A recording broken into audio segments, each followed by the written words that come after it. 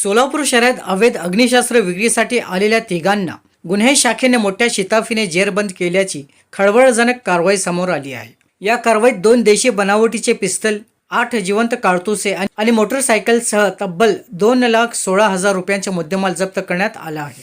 सोलापूर महानगरपालिका निवडणूक 2026च्या पार्श्वभूमीवर शहरात कायदा आणि सुव्यवस्था अबाधित ठेवण्यासाठी पोलीस आयुक्त एम राजकुमार यांनी गुन्हे शाखेला विशेष मोहीम राबविण्याच्या स्पष्ट सूचना दिल्या होत्या। त्याच अनुषंगाने दिनांक 11 जानेवारी 2026 रोजी गुन्हे शाखेच्या पथकाला गोपनीय बातमीदारामार्फत माहिती मिळाली की DRM रेल्वे कार्यालयाजवळील रेल्वे कॉलनी परिसरात 3 इसम अवैध पिस्टल विक्रीसाठी थांबले आहेत। ही माहिती वरिष्ठांना कळवून सहाय्यक पोलीस निरीक्षक दत्तात्रय काळे यांच्या नेतृत्वाखाली गुन्हे शाखेच्या पथकाने तात्काळ सापळा रचत कारवाई केली। पथकाने काळ्या रंगाच्या युनिकॉर्न मोटरसायकलवर संशयास्पदरित्या उभ्या असलेल्या तिघांना जागीच ताब्यात घेतले। तपासात त्यांच्याकडून 2 देशी बनावटीचे पिस्तल आणि 8 जिवंत कारतुसे आढळून आले।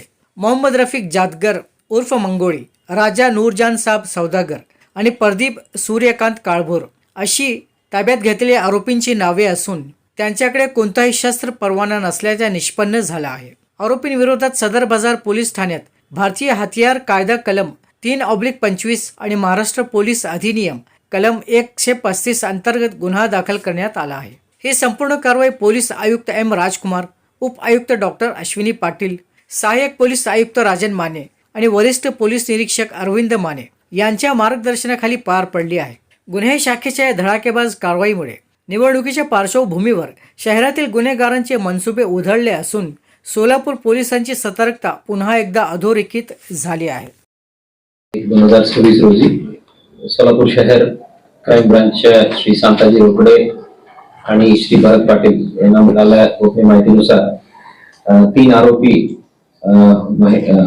मोहम्मद रफिक मंगोळी, राजा सौदागर दोन्ही कर्नाटक विजयपूरचे राहणार आहे आणि तिसरी प्रदीप काळभोर हे लोणी काळभोर पुणे जिल्ह्यात राहणार आहे। अशा 3 आरोपींना ताब्यात घेऊन त्यांच्याकडून 2 देशी कट्टा पिस्टल आणि 8 जिवंत कारतूस आणि 1 मोटरसायकल अशा एकूण 2,16,000 किमतीच्या मुद्देमाल जप्त करण्यात आलेला आहे।